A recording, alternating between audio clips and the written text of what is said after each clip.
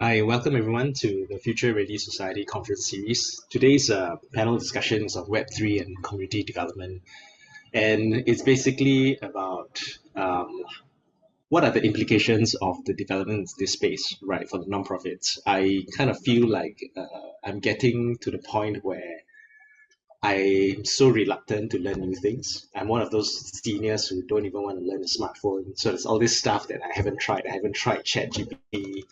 So then, I feel like I need to catch up, or do I need to catch up? So of the in the nonprofit space, lots of things are done either in the no tech, low tech, or high tech way, and we wanted to invite people to come share with us.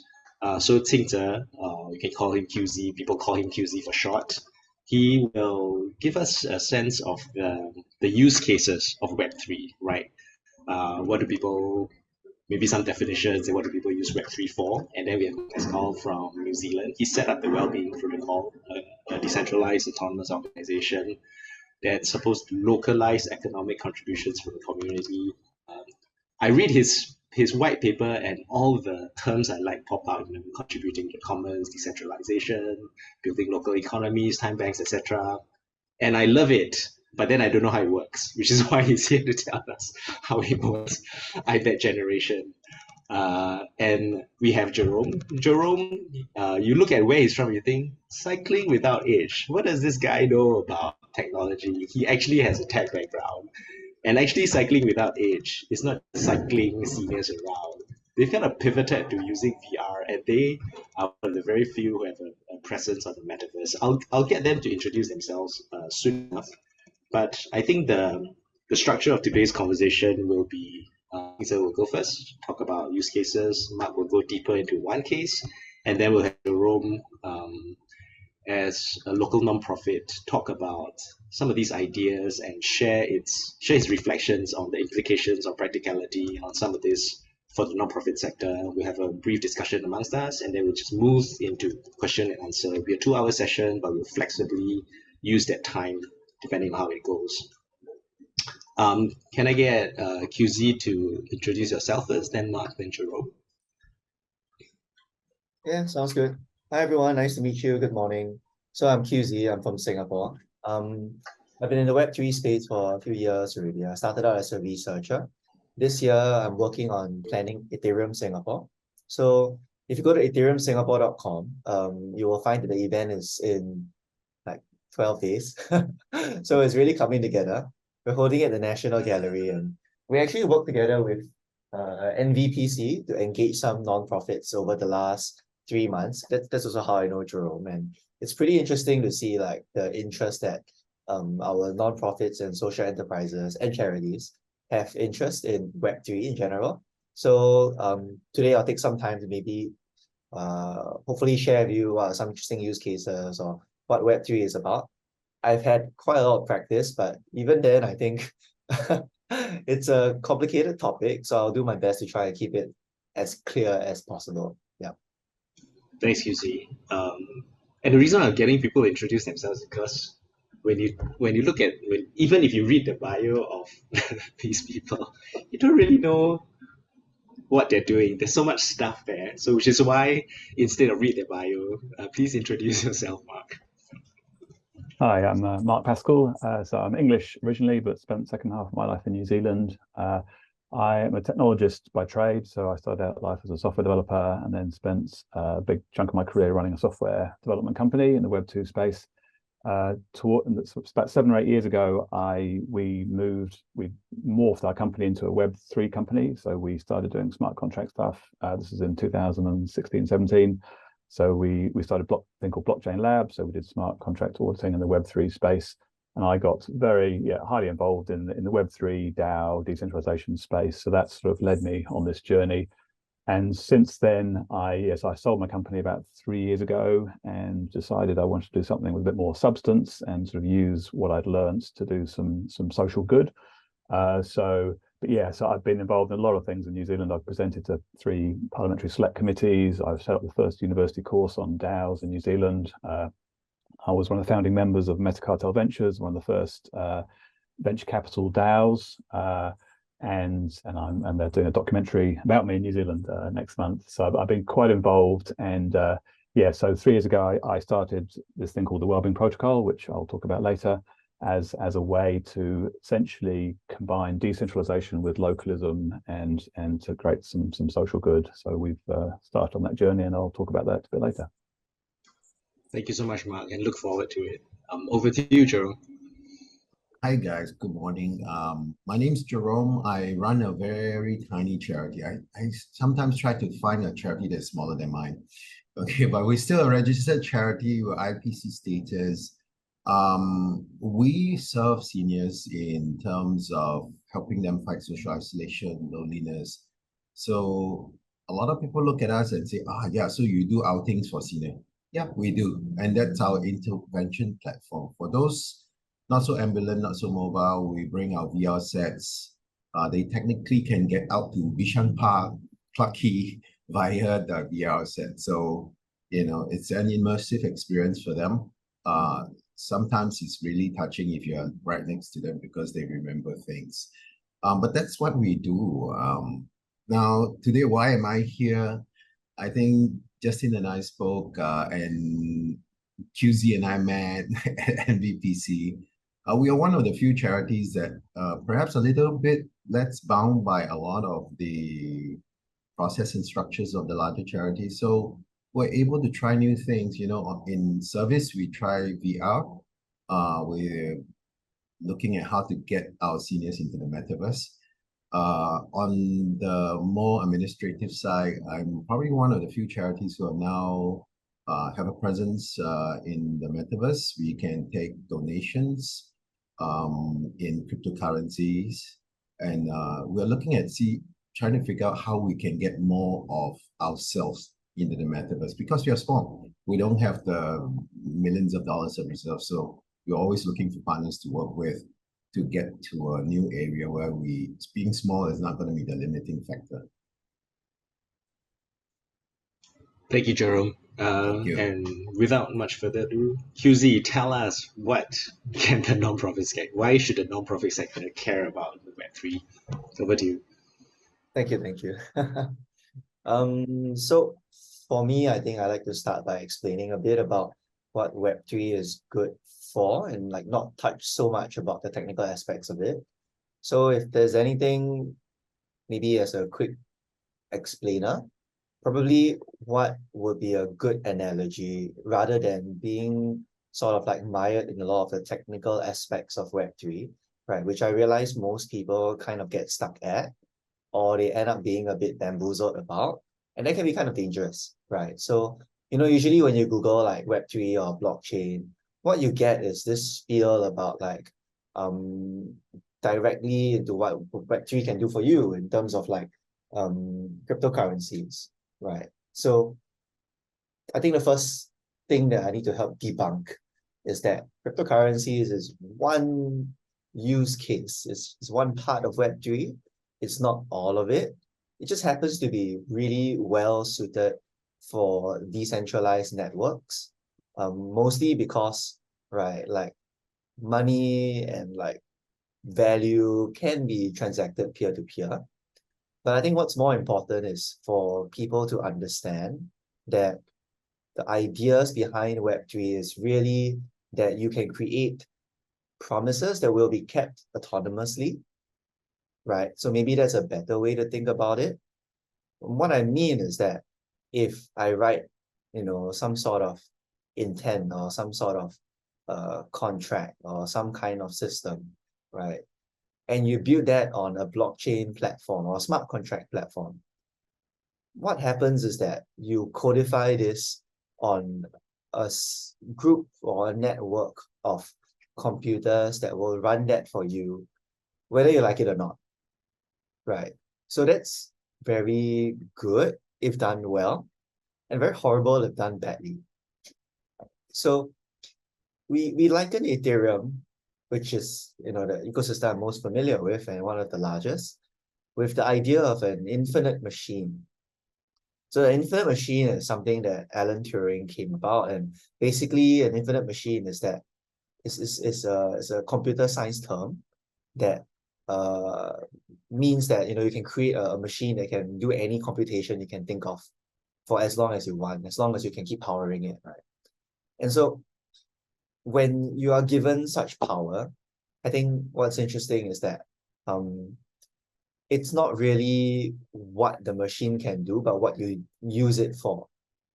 So another quote that I like to use is this really beautiful quote by Richard Feynman, and it's that the keys to heaven also open the keys to hell, right? And that's why, you know, as part of the ecosystem, we are very careful about what kinds of projects we advocate for. And that's why I'm going to share with you a quick article that I think is a very interesting idea, a very interesting mental framing for what Web3 is good for. And it's written by a friend of mine at the Ethereum Foundation. So I'm just going to copy it into the chat so you can read it at your own time. But I will also just like kind of like talk you through what this article is about. So it's written by a guy called Josh Stark, and he's one of the operations leads at Ethereum Foundation. And it's kind of cool because his Twitter bio says he helps Ethereum succeed or helps Ethereum win, which is like kind of interesting, right? Like how do you help the ecosystem win? But anyway, so dive into the article, take a look at it. But the first thing is, never mind the article. This thing is actually published on a website called Mirror. And that's actually a decentralized form of, you know, the blogging site Medium. So it's kind of similar to that. And what's cool is that this blogging site like actually lets you sort of like individually subscribe to like articles, or you can even like buy articles that go directly to the user or the creator. And if you have an account on Ethereum, or if you use Ethereum, like you can immediately start using this blogging site, and it ties directly into your account. So if I click on Josh Stark, it goes right into his like his Ethereum page on this blog. And that's actually one of the first use cases for Web3 already, which in a way is kind of interesting because the idea here is about permissionless tools, right? So rather than like being on a Medium blog, where you have to be at the whims of whoever happens to be running Medium at that time, right? All these tools are made available for different people to just pick up and use. But anyway, so back to the article, right? So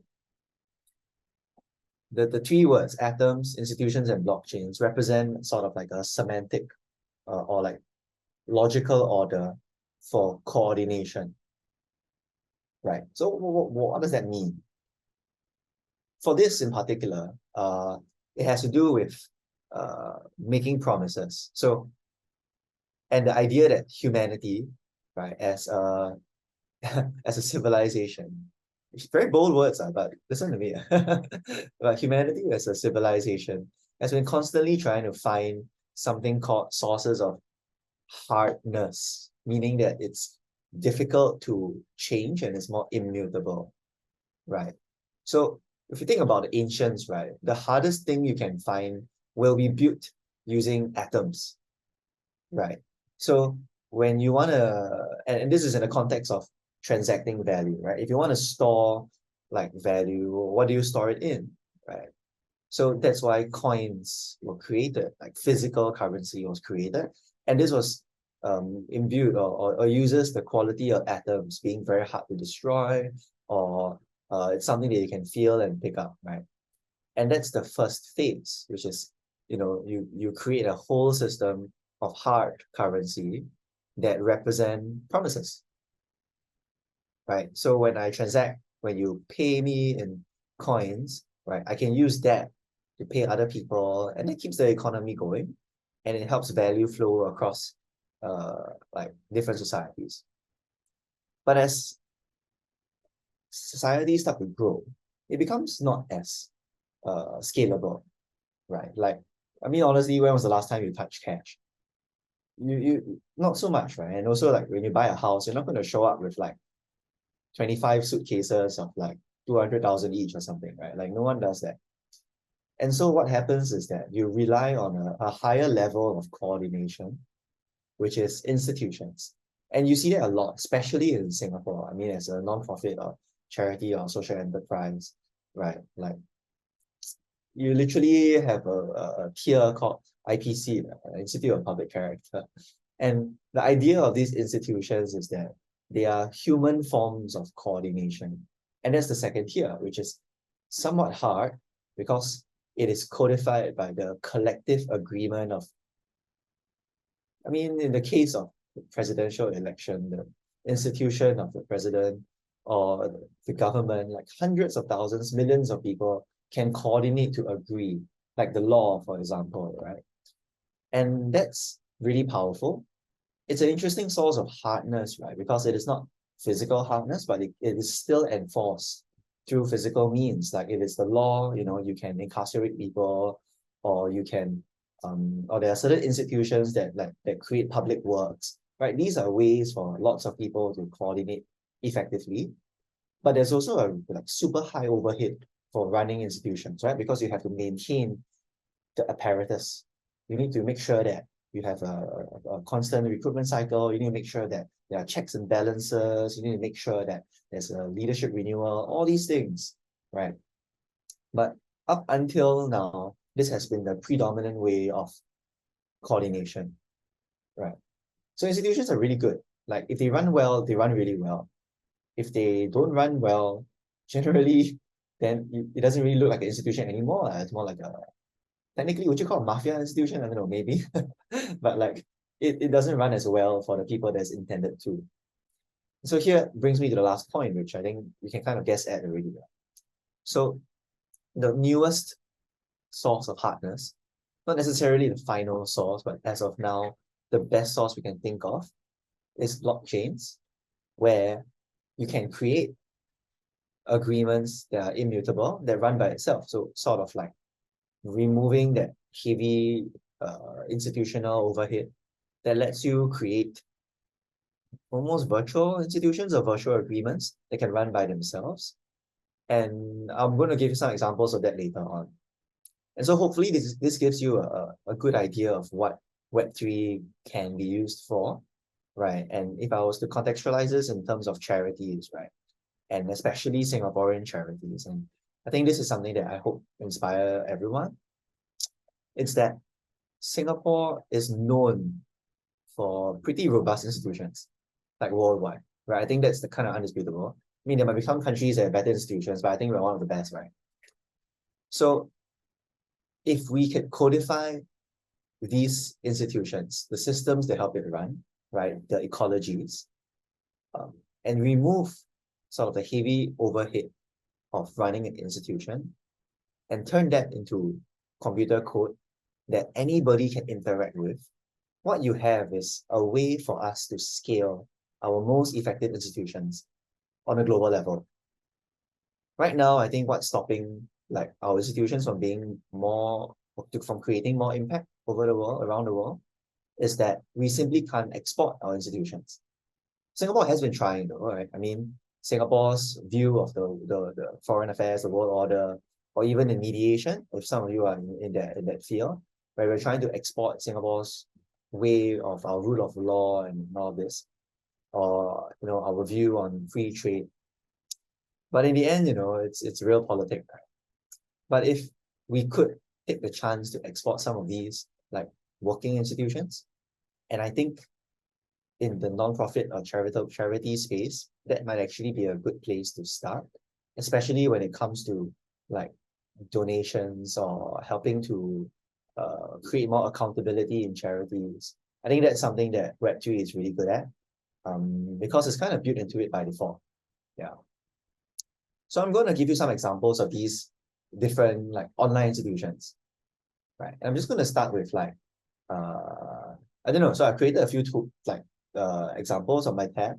So I'll just start with like the simplest ones, which tend to be financial in nature. Because as you notice, like atoms, institutions, blockchains, like currency, banks, and like blockchain based systems, right? So I'm going to start with like the most simple kind of like example, which is actually lending assets, right?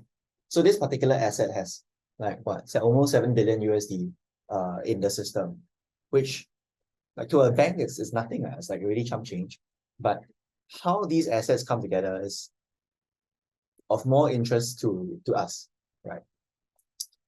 So just a quick, I can't do a survey. If I was in a class, I'll do that, but I can more or less bet that none of you have been asked by a bank to put up your assets for other people to borrow, right? Because I'm willing to bet that none of us here have like $100 million just lying around, right? And to a bank, anything less than like say $100 million, I think about $30 million, right? The overhead to account, to create an institution around that lending instrument wouldn't make sense for a bank to run. Correct, right? More or less. So what Aave does is that it lets people, such as you and I, deposit any amount of our own assets into the protocol, which automatically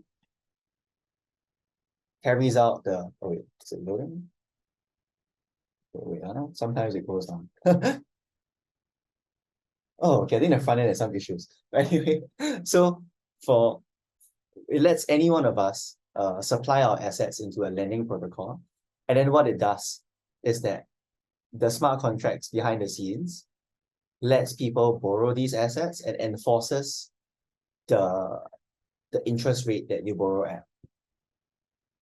So what's interesting here is that now, right, you don't, the barrier of entry of participation is much lower. And that helps a lot because now anybody can help to create this like liquidity pools where people can participate, and this opens up a whole new paradigm, right? I think when I was talking to some non-profits, right, the idea of like community lending pools, right? Like these are things that are now possible, and you don't have to like, how do I put it? You don't have to create an entire institution around it, and that kind of like takes out the overhead. Meaning, and yeah, I was about to click this actually, and meaning that right now, right, the source code of Aave is actually available. So this is where the code is stored, right? You can actually take this and copy it and launch your own lending pool, which is the next level of hardness, I would say, which is if turns out this protocol, which you and I now know can manage $7 billion of assets, more or less safely, and you need to manage like, I don't know, $70,000, you can kind of tell that this thing will be fine. But rather than having to pay like 25 consultants to do it for you, it's a bit easier for you to get 2 or 3 developers to launch an example of this that you can start using next week. Like you don't need lawyers for this because like generally contracts, when lawyers come in, they help you codify and make sure things are ironclad. This thing is more ironclad than like legalese, right? Because like you literally can't change it. So this is the first example. Building on that, so this is a very simple example, right? Like now you and I, we can put up our capital and people can just lend from it at different interest rates. What if there was a more complicated example? And this is another example called Uniswap. And what it does is that it lets people swap and buy cryptocurrencies. But once again, how this swapping mechanism is created is much more interesting, right? Similarly, right, anybody can put up their assets.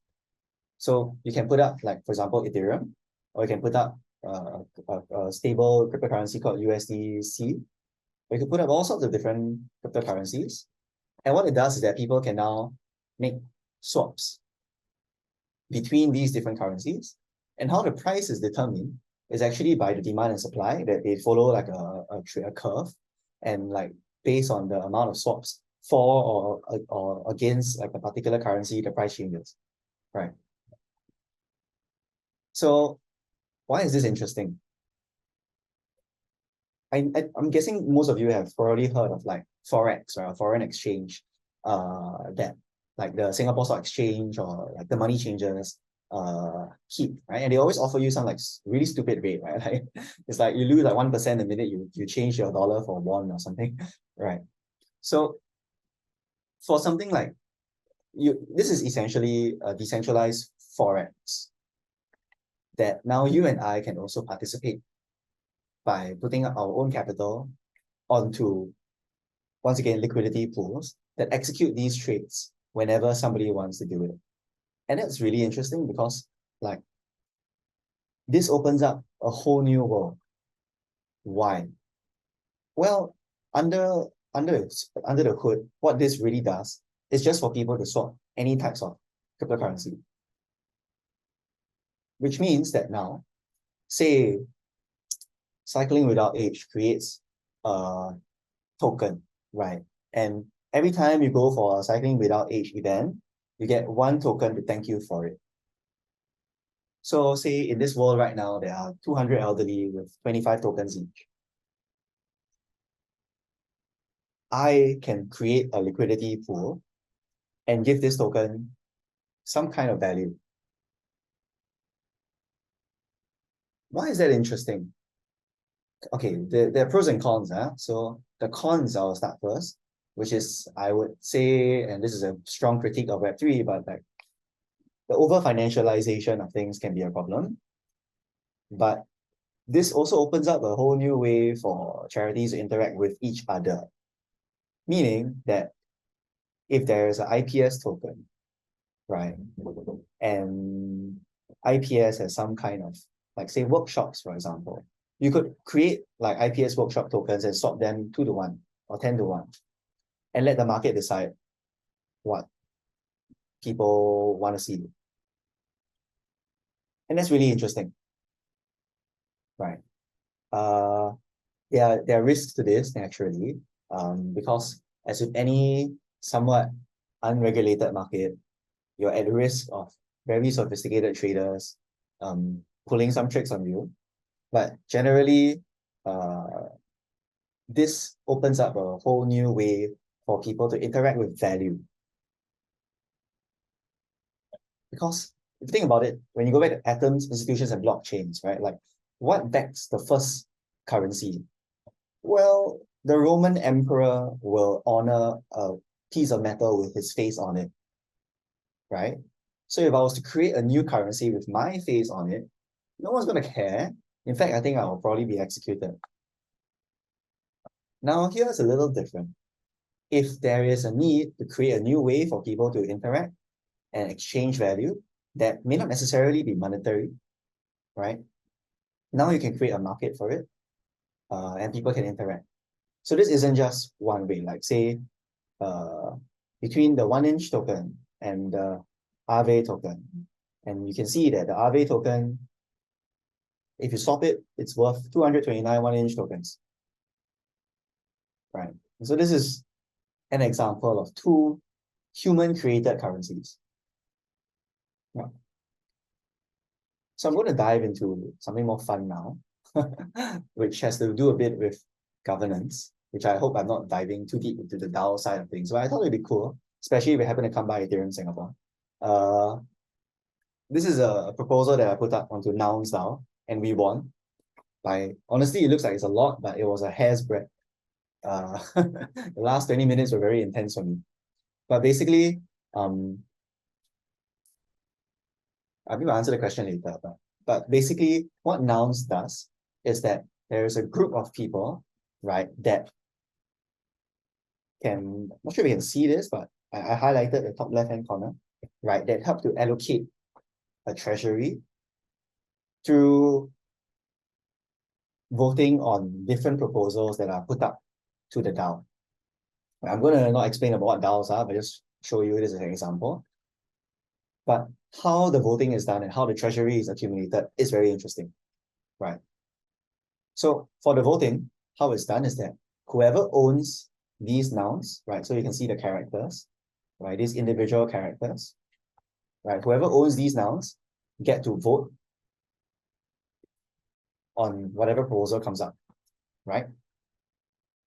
But how you get this noun? So this is a live auction that's happening right now, and people are bidding to buy these nouns. And what you get in exchange, so this is 33E, which is about $50,000, right? So people are spending $50,000 to buy this picture, this noun.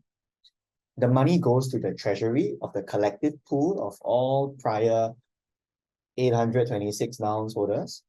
And now you get to have a say in the treasury that you're participating in.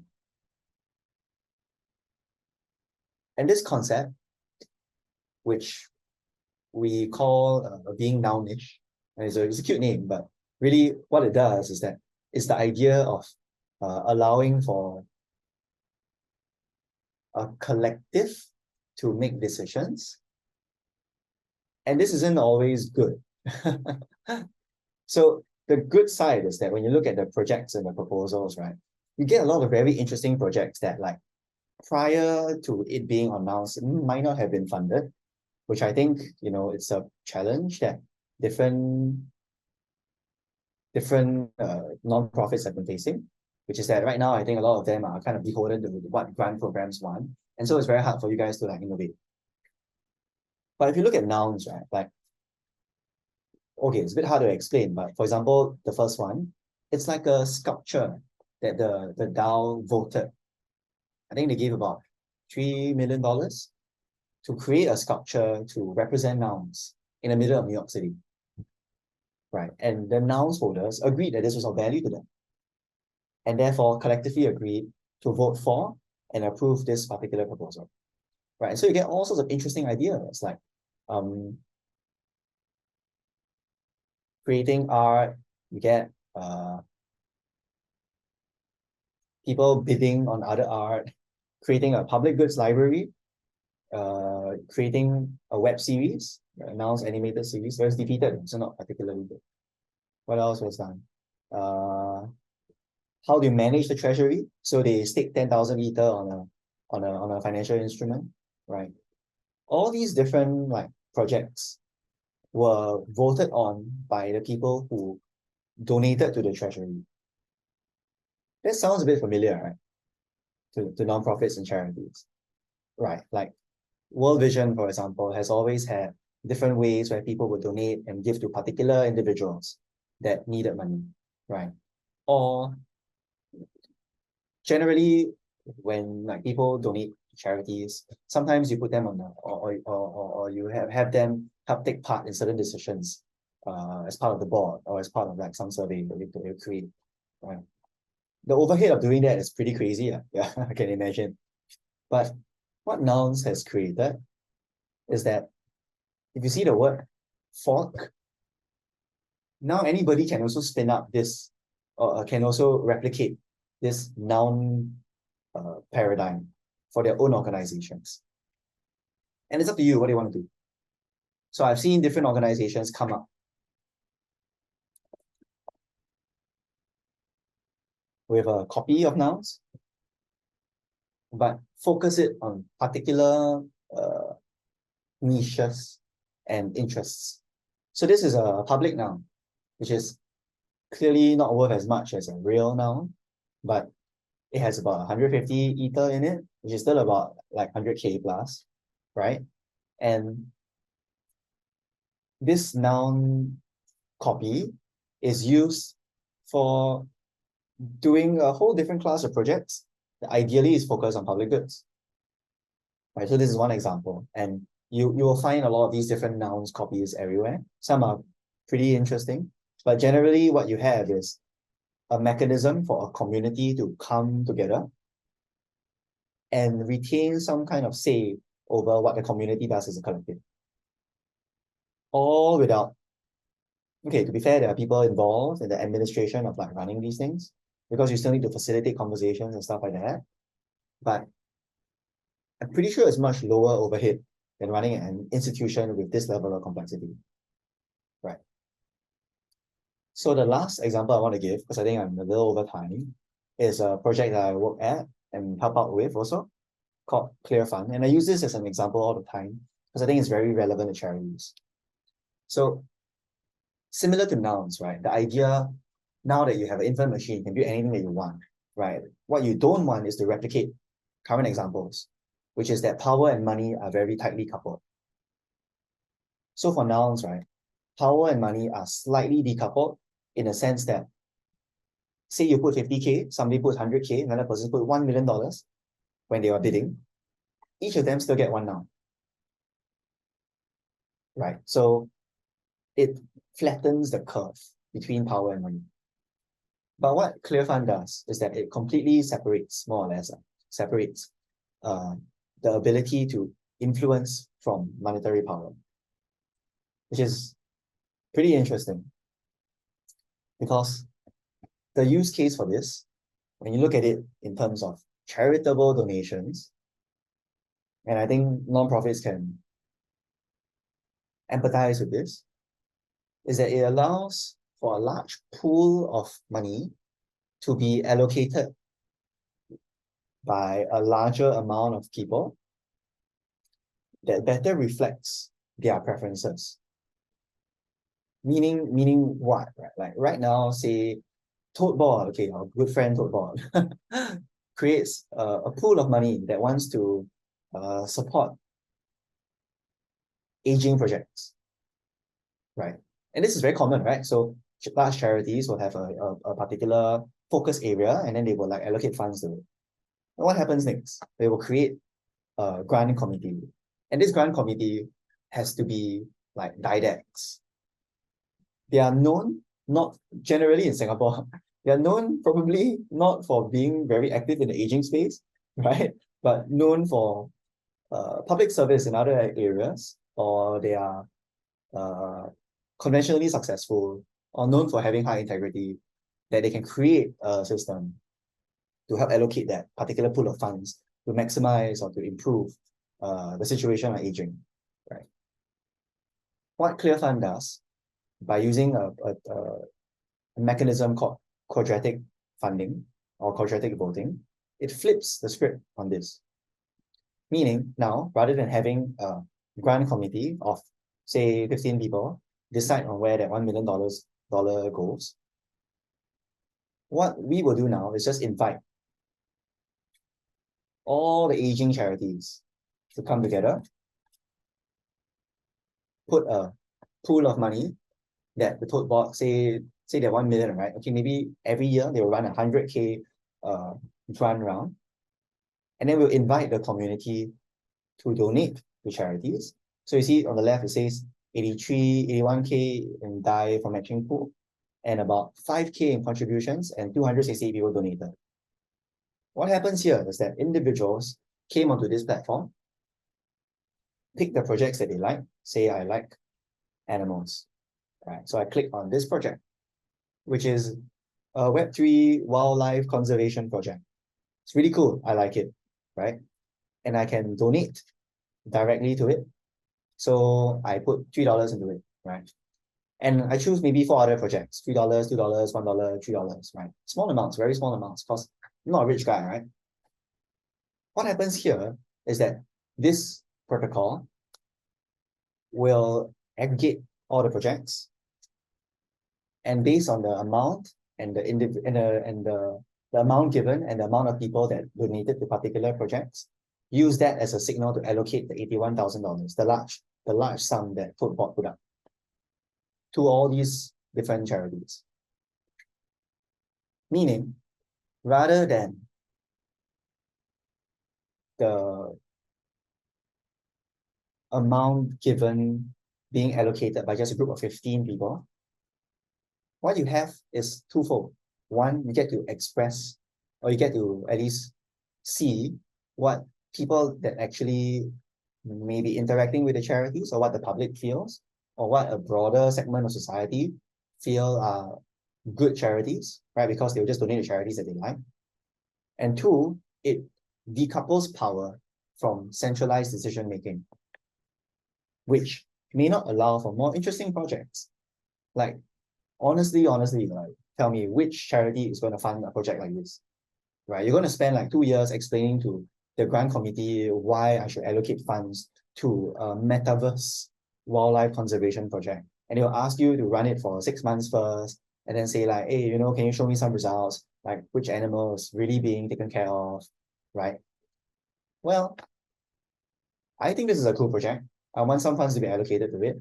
Maybe 4 other people who experience this project feel that it should be allocated some funds, right?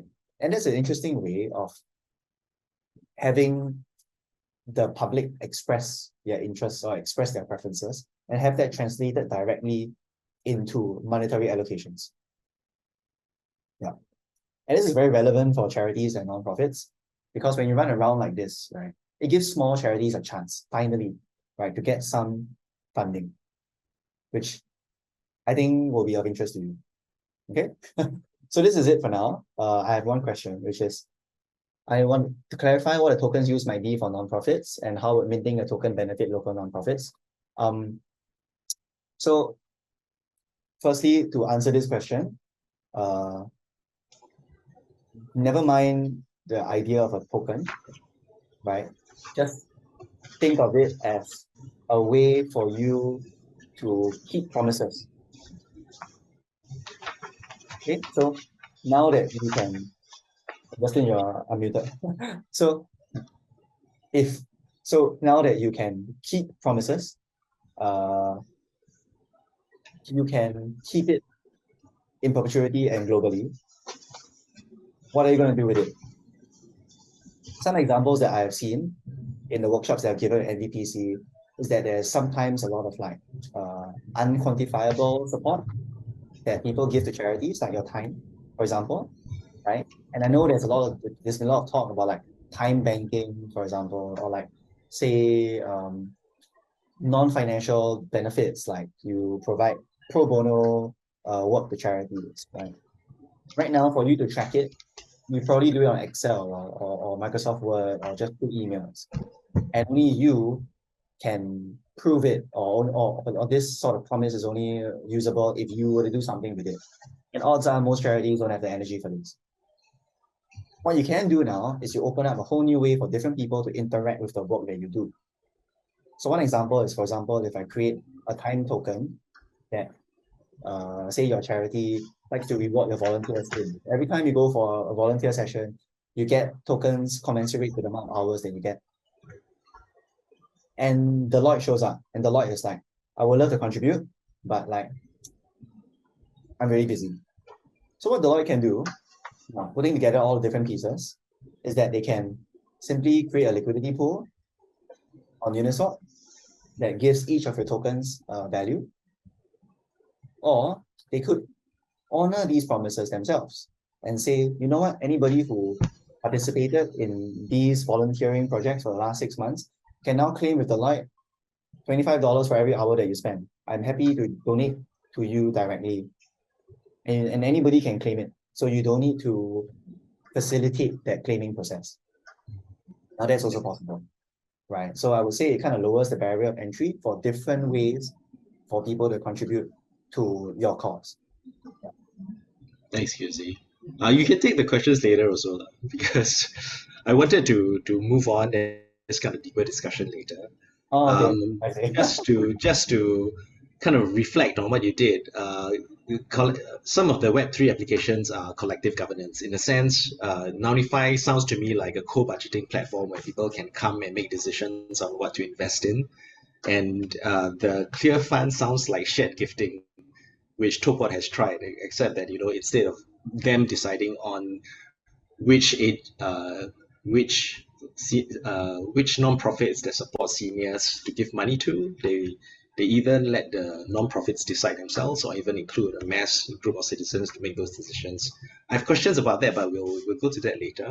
Maybe we can let Mark present on the Wellbeing Protocol. Over to you, Mark.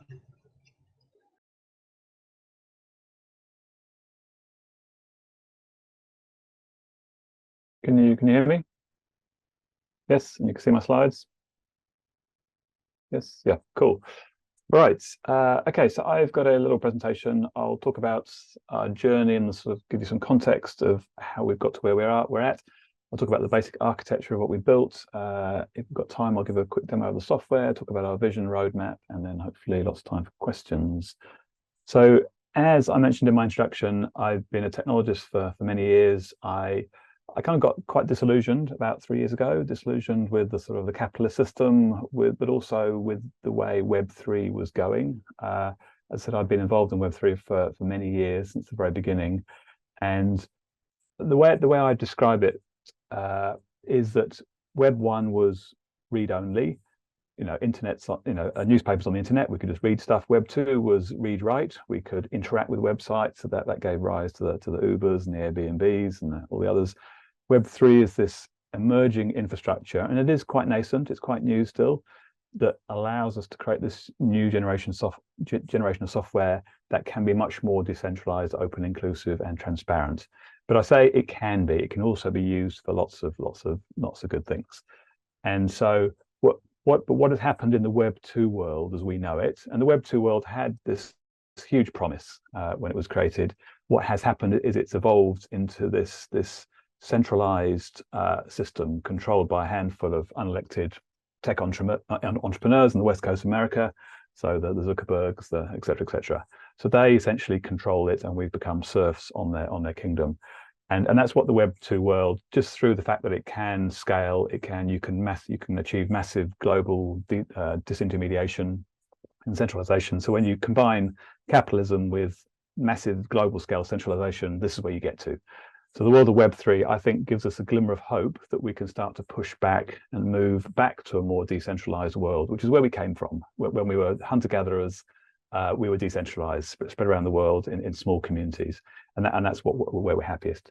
So I kind of started this journey 3 years ago and dove into a whole bunch of areas with this lens of blockchain and decentralization.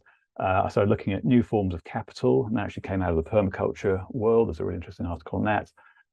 Distributed cooperative organizations, and fascinating research out of Spain around new ways and feminist economics, and sort of valuing the non-economic stuff that we do. Ostrom, so Eleanor Ostrom, she was the first woman to win the Nobel Prize for her work on the commons, so studying how we can protect the stuff that nobody owns, but everybody benefits from keeping. This might be the oceans between us, a river between us, but we started to see it as like a well-being commons in the community. Lalou's work in reinventing organizations, the Teal movement, fascinating alternative approach to how we can build big organizations without hierarchy, and localism, this concept that if you give that we're not giving enough decision-making power to the citizens who are closest to the problem, and we've extracted a lot of that decision-making power out in this highly centralized world, out to central governments, and a lot of local decisions just aren't getting made.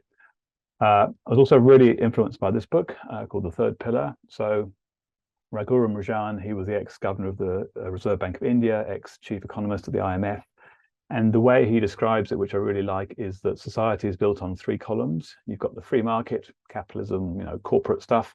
You've got the state, and you've got community.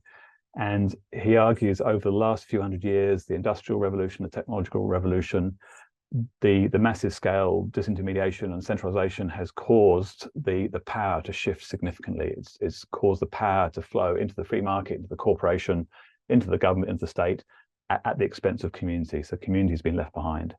So in order to sort of, and that problem, that misalignment, he argues, is at the root of many of today's biggest problems: inequality, the environmental breakdown, et cetera, et cetera. So to sort of correct that imbalance, it's going to be pretty hard to take the power away from the market or the state. So all you can really do is to look at ways to empower community. And that's really where our focus started 3 years ago. So myself, I sold my business and thought, okay, there must be a way to sort of bring my knowledge of decentralization and localism and all this learnings I've done into something useful. So we started in 2020 with the Canon Coin. So the Canon Coin was a local digital currency. So we managed to raise a little bit of money from a local iwi, a local tribe, our Maori indigenous tribe in New Zealand, and from a local charity. We had a representative from the United Nations on our advisory board from New York looking as well. And we basically experimented with, could you create a local digital, so this is an Ethereum-based Web3 currency on a smartphone. How would that work in a very poor community, a very deprived, poor community in New Zealand? So we did that, and it was a really interesting experiment. And we did it on a shoestring budget. We were a lot of volunteer time, but we got the currency running. We ran a 3-month trial. What was interesting, we got sort of national TV coverage. The news folk absolutely loved it, and so I got on the TV, and we had lots of radio interviews and stuff, and also some interesting conversations with the Reserve Bank of New Zealand, the Financial Markets Authority, the welfare agencies, the traditional system kind of trying to reject us because we were doing something that wasn't really allowed. We can't create our own money. So we had some interesting conversations. But so we ran that short trial. We learned a whole lot. But there was a few key things that came out of that trial, and I'll just list them out.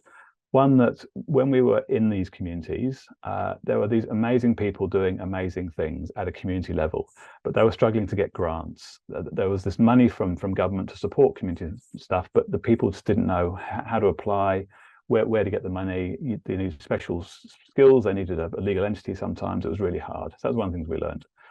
Another thing we learned was everybody in the community, in these very poor communities, they were reinventing the wheel. They were doing cool stuff, but they weren't really using technology. They weren't really sharing what they were doing. So they're kind of replicating all across the country. The third thing we learned was this kind of meta problem, that we sort of waltzed into this very poor community. There was a bunch of privileged white guys sort of wanting to help. We were genuine, but there was a distinct lack of trust, and quite understandably, we represented the system that had sort of rejected a lot of these people, and there was we weren't from their culture, and yeah, so that was a big wake-up call for us, and so we kind of realized that before we can start building tools to support these types of communities, we had to solve a bigger problem. How do you create an entity that the community trusts? And this is really where my sort of experience in DAOs and decentralized autonomous organizations and Web3 stuff started to, the light bulb started to go off. Okay, well, a DAO is essentially an entity that is controlled by the people for the people, if you design it right. So can we create an entity that these place-based small communities, they can make decisions and they can allocate resources? So that became our focus. And the fourth realization sort of on that journey was that the most, alongside all this work, was that one of the most interesting things about Web3 is not actually the technology, it's the emerging design patterns, because it's being new forms of economic incentives, new forms of governance, new voting mechanisms. That's the interesting bit. Whether it sits in a blockchain is actually not that important at the moment. Ultimately it is, but I think that the easy thing is to start tapping into those new emerging design patterns. So that really became our focus, and we were fortunate enough to win a grant from the New Zealand government, so the Westpac Innovation Fund, the Reserve Bank, Ministry of Business Innovation, Callahan. They gave us some money to run some workshops to look at how Web3 might be used to serve local communities. And we really honed in on the grant problem, the problem of central government or philanthropy or charity getting money out to hard to reach communities. And we ran a bunch of workshops. The lady on the left here, Tanya, so she just got a new job at Sport New Zealand. That's a central government agency in New Zealand, and her job, and she was looking after a $45 million fund to target hard to reach communities, try and get sports funding, but in a more holistic view. It's just movement and health, how to get the money out to these very hard to reach communities. And she was told to sort of try and break down the bureaucracy, try and make it more efficient. So she was very open to sort of exploring new ideas. So we ran these workshops with a local, a Maori men's health group, Tāna Ora, which I'll talk about in a moment, and Sport New Zealand and a bunch of other agencies to just explore how this might work. And that ended up, so from that, we ended up pitching at Parliament, and there's a video on our website, and we managed to raise $160,000 from Westpac, Callahan, and Sport New Zealand to actually go and build some software and run the Tāna Ora trial. So that's what we did. The Tāna Ora trial, so as I mentioned, so a Maori men's group that they started a year ago with a view to sort of support health. And they were a good case study, a very small group, but they were struggling to get grants. They had amazing ambitions. They wanted to do good in the community, but they just were struggling to get money to do the stuff they wanted to do. So they were a good case study. So we ran that trial. Started in May. We built software. We ran the trial. and that's gone really well. And we've now started talking about it, and a whole bunch of other people are super interested in what we're doing. So we're now running trials across New Zealand. I've also just got back from London, 4 weeks in London, and yeah, there's a whole bunch of people, both funders and community organisations, who are really interested in what we've done. So I'll just describe the sort of the architecture of how I describe what we've done. So, and this is really building on this concept of participatory grant funding, which has been going on for many decades, but before us. But typically, participatory grant funding works on the principle that you ask the community to help you decide where the funding money goes. But typically, it works. You take a representatives from the community. You pick 5 or 6 people from the community, and you ask them, and you give them you get them involved in decision-making power. So that's how it typically works. What we're proposing and what we've done is something a little bit different. So on the left-hand side, we've got the sort of typical system. We've got essentially this hierarchy of funding that comes out of central government and philanthropy and charity. And so think of it as a sort of a pot of sort of hierarchical pot of money, pots of money. And many would argue that this is bureaucratic, fragmented, inefficient. But ultimately, the key problem is it's disempowering, because people outside of the community are making decisions that affect the community. That's kind of one of the key problems. So we proposed a system where the funder gives the community a pot of money and says, you spend it how you like. Not a panel representative, the actual community, you spend it. But for that to work, because if you just go and rock into a small community and you drop a briefcase of money in the town hall, that's probably not going to end well. So you need a few things to be put in place to make that work.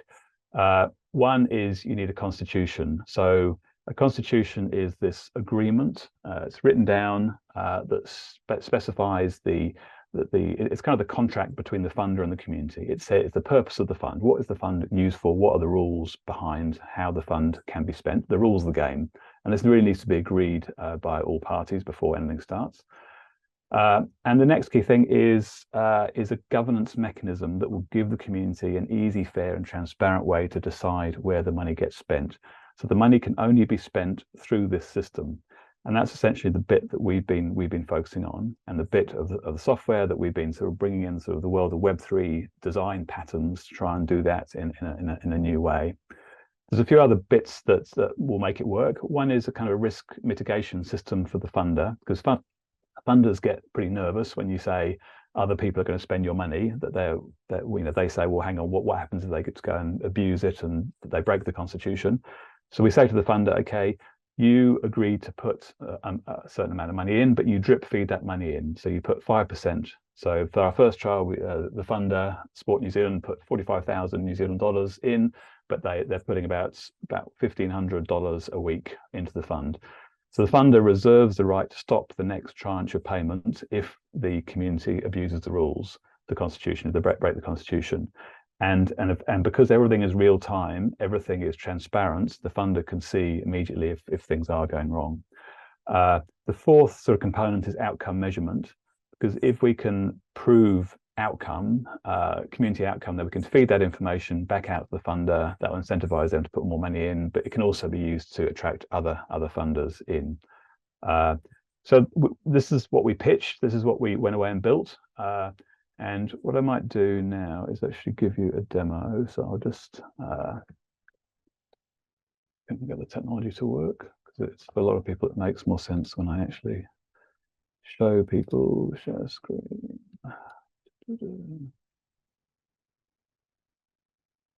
Okay, so I'm just going to bring up my phone.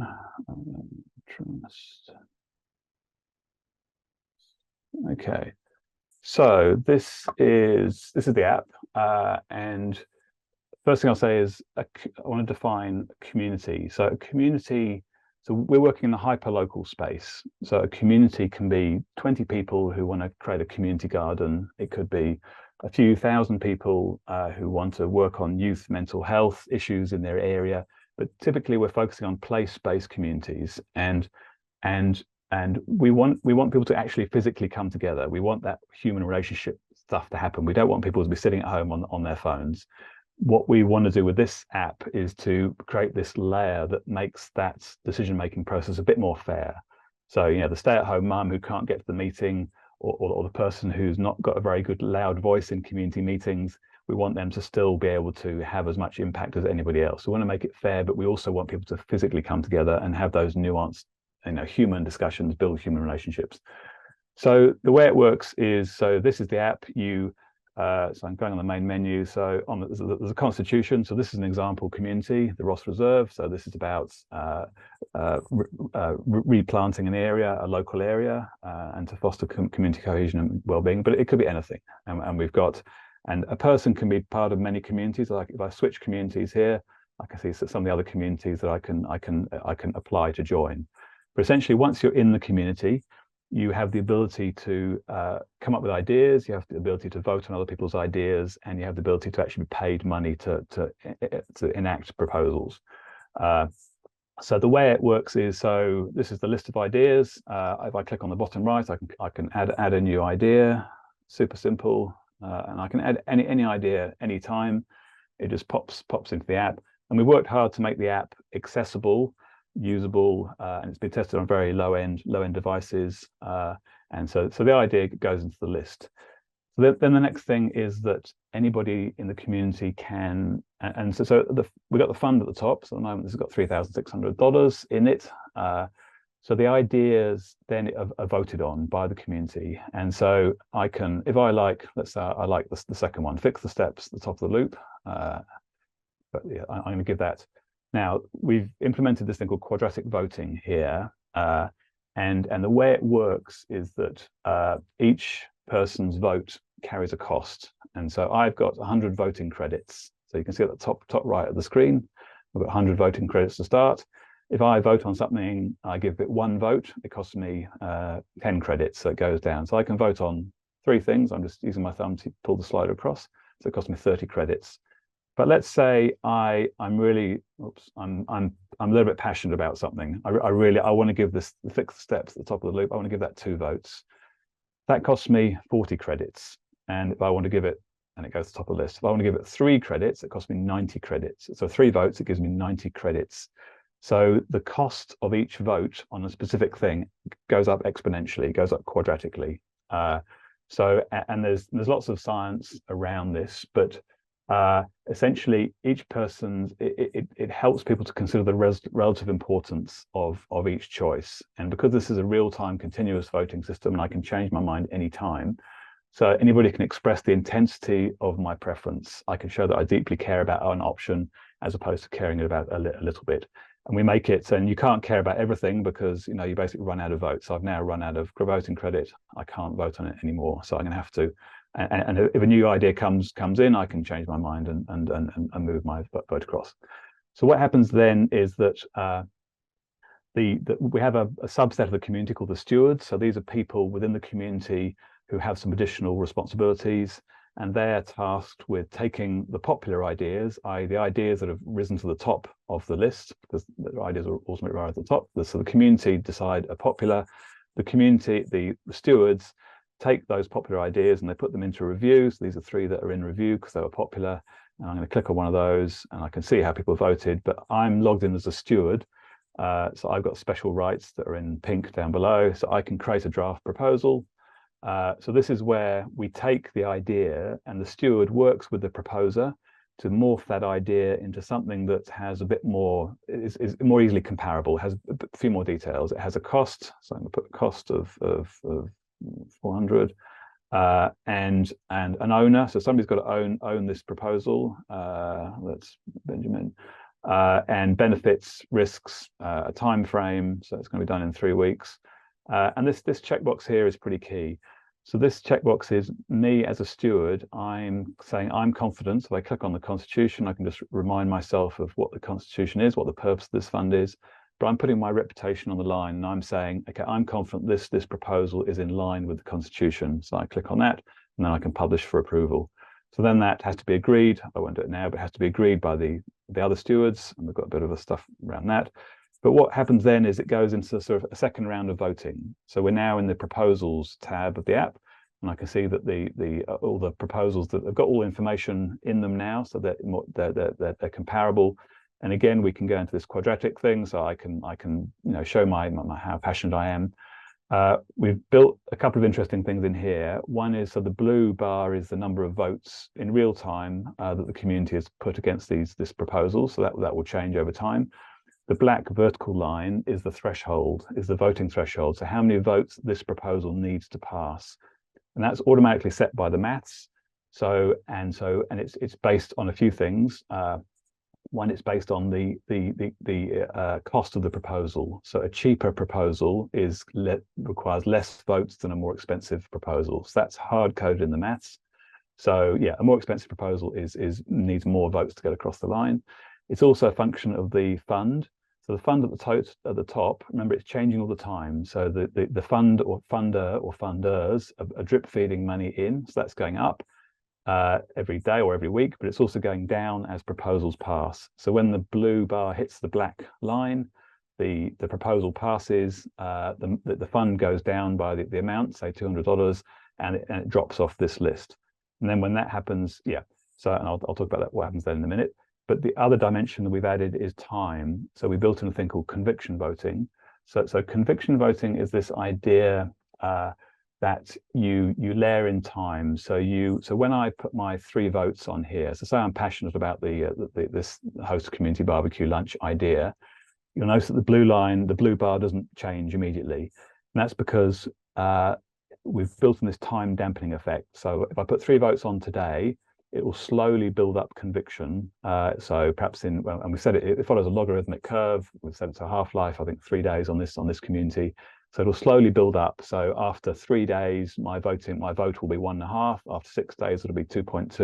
So it'll gradually build up until after a period of time, it'll reach its full conviction. And the reason that we do this is that you have to bear in mind, this is a real-time system. Anybody can change their mind at any time. And conviction voting works on the principle that the longer the person leaves their vote on a specific proposal, the bigger the conviction. So it gives community members with consistent preference more influence than short-term participants who want to influence a vote. So the interesting thing is this conviction and quadratic, when combined, they help this fundamental problem of voting called the tyranny of the majority. So a fundamental problem of most voting systems is that the majority places its own interests over the minority. So you can imagine if this community is like 30 people big, and there's 3 or 4 of us who are really passionate. We're a minority group within that community. 3 or 4 of us who are really passionate about an idea. If we put our 3 votes on, so we use up all our voting credits on this one proposal, and we hold it there, we leave it there, we're more likely to get it across the line as opposed to a one person, one vote system. So really, I think this is an example of how we've brought through some of the Web3 sort of democratic voting systems that have been experimented very, very quickly into this world. So when the blue line hits the black line, it drops into a proposal, into a project. And then the person who owns it has to accept it. So I've accepted this previously, and then they go away. That they get given the money. So we're working on open banking APIs, but at the moment there's a manual process that the money has to be transferred from a bank account to another bank account, or for trials we've been running, sometimes that they get to use like a debit card. They get access to it. But they get to spend the money. And then at the end of it, they have to report back. So because I'm the owner of this proposal, I've done that thing. So I then have to prove to the community and the funder that I've done it. So I submit a report for the actual cost. So let's say I got a bit of a deal, it was slightly less, $390, and I want to add a receipt. So I can just take a photograph of the receipt and use that photograph. I can also show evidence that I completed it. So I can take a photograph or take a video of the thing that I did. Again, we just want to make it super easy to overcome the sort of reporting problems that traditionally in grant systems. And I can type any other information. So I submit that, easy as that, and then it goes into the app. Everybody can see what's happened, and the process is so it's now completed. Everybody can see that. Okay, so that's the basics of the app. I'll just jump back into slides very briefly to finish off, and I can talk about where we're going, and then we can open up for questions. One sec.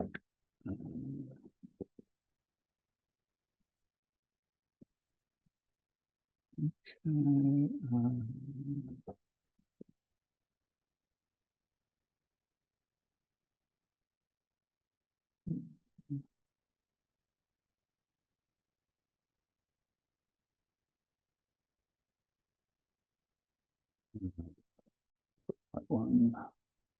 Hang on.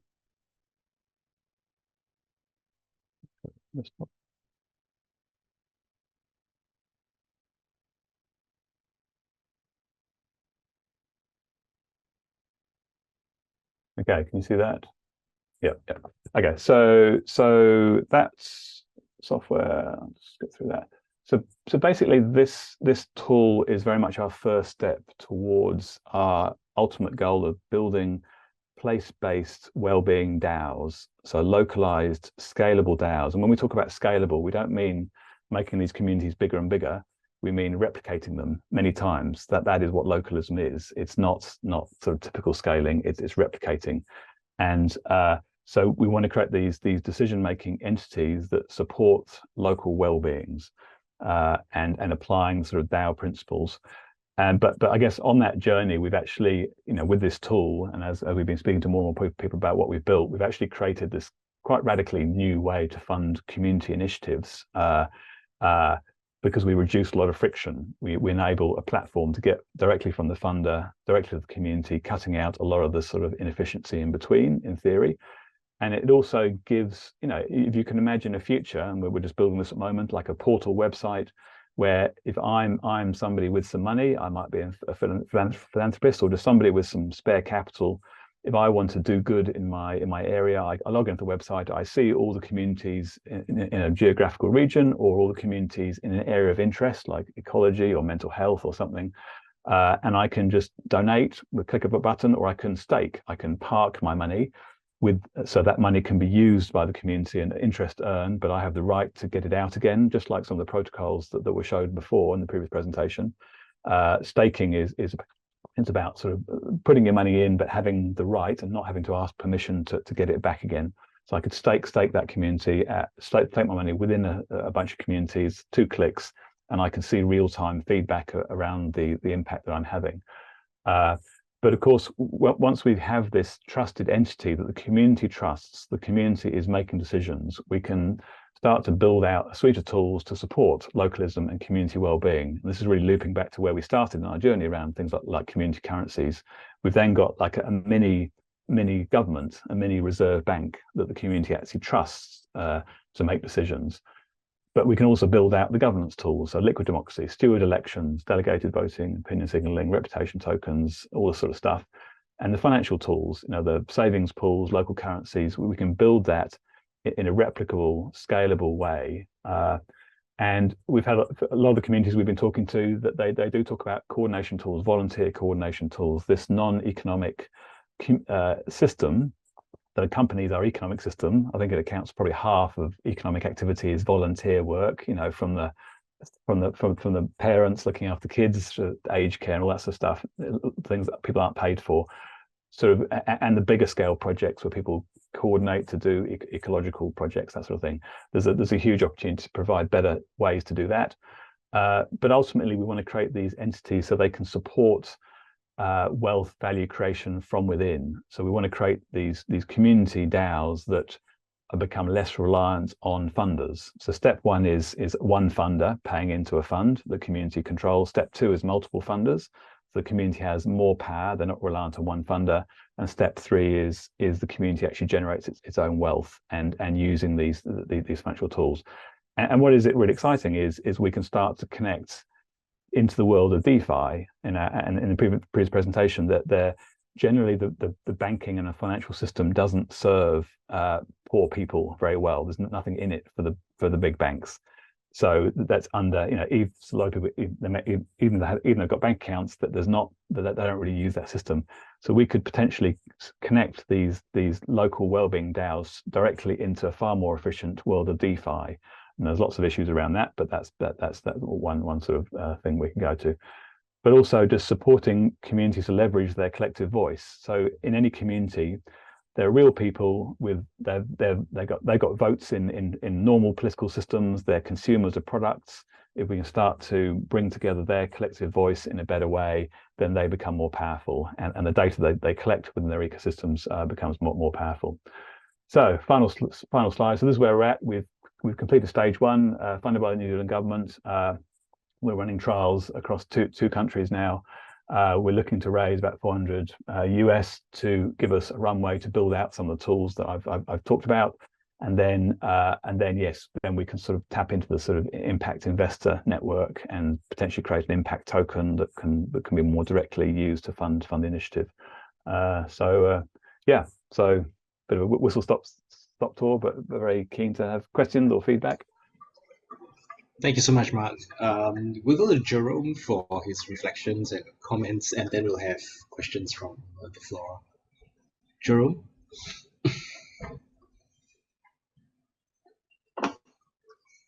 Sorry, I forgot to unmute myself. First of all, thanks QZ, thanks Mark. It's quite heartwarming for me because while I spend quite short time, I'm about 10 years in the social sector in Singapore. Not very long compared to a lot of social sector leaders that I've met.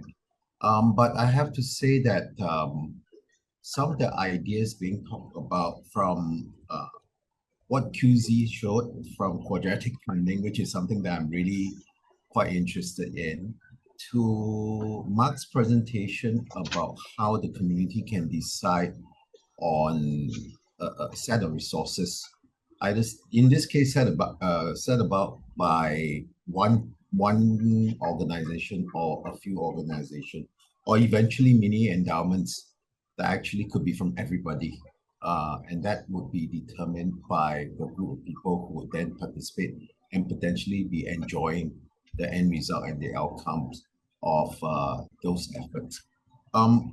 I think for me, just perhaps an indication of my age, I came from Web 1. I went to Web 2. Then I came to the charity. I feel like in some cases, I went back to Web 1. And very often, Web 3 is really not talked much about. So to be fair, I think I see a lot of other charities within the participants today. I think many people may have already tried something or actually have some conversation about trying how to get you into a Web3 environment. Perhaps I just share what we do in Cycling Without Age. Being an IPC makes us a little bit more sensitive to what can or cannot be done. And for example, I spoke about us being able to take donation in cryptocurrency. Technically, what it really means for those people perhaps wants to understand in today's language is that I receive a token that is not my currency of choice. For example, I could have been receiving, let's say, the US dollar, but I really want to receive Sing dollars. What it has on the platform that operates for me is it helps me to change it to a fiat currency of Sing dollars, and I receive it in Sing dollars. So technically speaking, we could say that if someone donates a Bitcoin to me this morning, but if it gets converted later on, there would be a Sing dollar difference, even though the one Bitcoin remains one Bitcoin. So nothing really special. Actually, today's foreign currency environment, it's like that. I receive a US dollar this morning. If by tomorrow I convert it to Sing dollars, it could mean something else. So today I can receive that. I have my presence in the metaverse. You could go to my store in the metaverse. And the reason why we went there was because we were looking at a project for a physical space. And someone asked me, hey, so, why don't you describe what the physical space? And when we described it, then we decided, well, why don't we create this space in the metaverse for ourselves so that it's easy for us to talk to funders when we wanted to show them what the space would look like. So from there, we decided that let's create a space, and now people can go into the space. They can donate on the donate button, like what you would do on your website. They could see what we're about by looking at our video. And our next thing to do is that we're actually putting our virtual reality rights onto the metaverse. So if you're going in there with your Oculus set, you're already in an immersive environment. You just have to click on the button in our store, and then you would be in Clarke Quay or Bishan Park or Admiralty Park in the next second. So you could actually activate our service via our store in the metaverse. I also, to be honest, I don't know if that is like the right way to do some things, but we're doing something. Okay. I love this whole idea on the funding portion that was being spoken about, because I think perhaps that's one of the things I feel very strongly about. Today, a lot of resources are actually in the hands of you, and the decision of where the resources would go are often in the hands of a few. So a lot of people who speak to me would also get this idea of me saying that sometimes I wonder why we have funding that goes to very large organizations, primarily because I'm also in a small organization, but we don't have access to a lot of the funds or even opportunities to present in many cases, because we may not have been invited. We have 6 people in my organization, and some people's fundraising team, it's way 3, 4, 5, 10 times the amount of the number of people we have. Obviously, we will not be able to access some of the opportunities that is available to others, not because they are not there, because we just don't have the energy or the resource or the network to get to some of those funding opportunities. So if it at all, someone would say that let's put some of those public money into a perhaps an example given by Mark, that'd be something really interesting to do, because perhaps the community would actually vote for different support or different level of support for different levels of projects that are on the ground. It's really about that localization is very meaningful. And also scaling today. And I think it's also how Singapore was built. It's also how our school system is. Scaling has always been about, oh, how do we make the entity bigger? And then we can serve more people. There is really a lot of advantage with scaling by replication. And that's why I always look for stuff that I believe I can use within our small team to either be more productive or actually be partnering with other people. So I'm quite excited, that if we can get some energy behind this sort of localism, I suspect the close to 3,000 charities today may actually benefit as a whole, because many of the large charities already have subventions from the government. They already have quite a fair bit of reserves that can be put into projects that are meaningful. And they do very meaningful work. I really appreciate a lot of the work they do.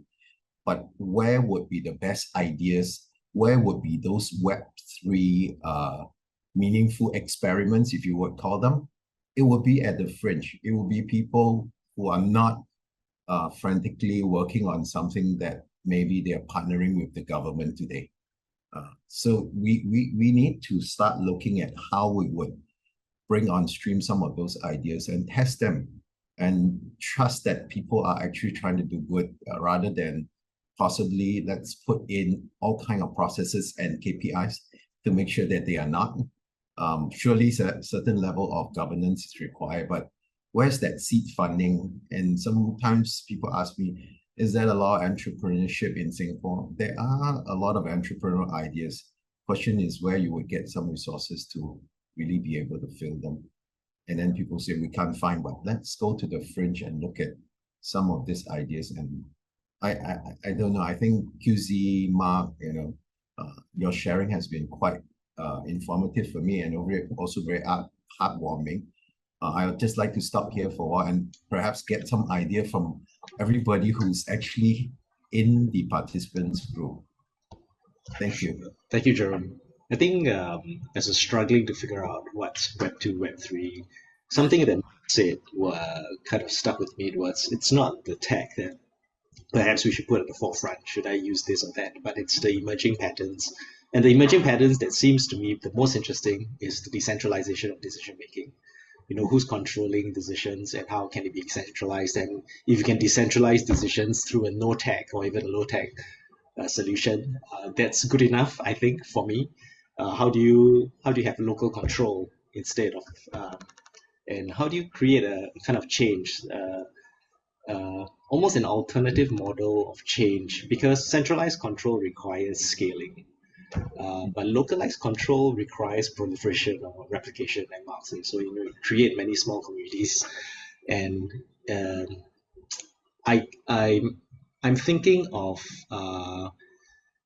what are called community development trusts. So in Singapore, we have social enterprises. So social enterprises are like, to oversimplify things, one trick pony. So maybe you're very good at teaching underprivileged women how to become baristas, and then you kind of scale that across, right? You become good at what you do, you train more women, and maybe you expand into training other groups like people with disabilities or seniors. But a community development trust is a local place-based kind of social enterprise. We visited Scotland and there were tons of these, and they were rooted in one place. These were locals who knew their community, and they might set up a wind farm, or they might save the local pub, or they realize they have social services that isn't provided for, and they take different forms of money. They take government money, they take grant money, maybe they'll set up a business in service of the community. And what struck me was that in Singapore, we do not have anything like a community development trust. And it's, I think some of the kind of patterns that are emerging in the three space might allow for that to happen, to make it easier. But I wanted to go back to Mark first to kind of understand his journey, which is really quite interesting. You started with a community currency and understand that he had some pushback. So then the kind of because community currencies are basically you're printing and circulating your own money, so of course the authorities are uncomfortable with that. So then now the software is basically to support participatory grant making.